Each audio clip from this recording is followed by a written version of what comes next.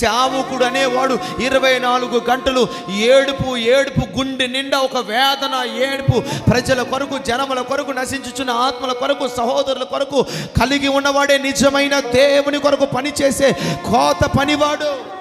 నిన్ను అడుగుతున్న డైరెక్ట్గా, నీకు తెలియపరచబడిన విషయం కోసం ఎన్ని రోజులు ఏడ్చావు?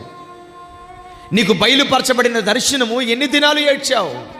నువ్వు విన్న విషయాల కోసం ఎన్ని రోజులు ఏడ్చావు? పడిపోతున్న సంఘ బిడ్డలను చూసినప్పుడు ఎన్ని దినాలు ఏడ్చావు? పాడైపోతున్న సేవకులు చూసినప్పుడు ఎన్ని దినాలు ఏడ్చావు? ఏడవలేదా? ఏడవలేను నువ్వు సేవలో ఏడవలేవు. ఒక ఆత్మ నశించిపోతున్నాడంటే నా కొడుకు చచ్చిపోతున్నాడు, ఒకరు పాడైపోతున్నాడంటే రే నా బిడ్డ పాడైపోతున్నాడు అంటే నాది ఇది నాది అనే మనసు నీకు ఉండాలి.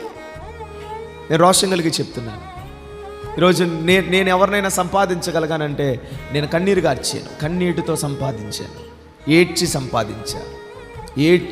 సంపాదించాను. ఒక్కొక్కడి కోసం గుండె పగలగొట్టుకొని సంపాదించాను. ధైర్యంగా చెప్పగలను నేను. నా ప్రశ్న, దేవుని కోసం నిలబడాలంటున్నా నీవు కన్నీరు కారుస్తున్నావా?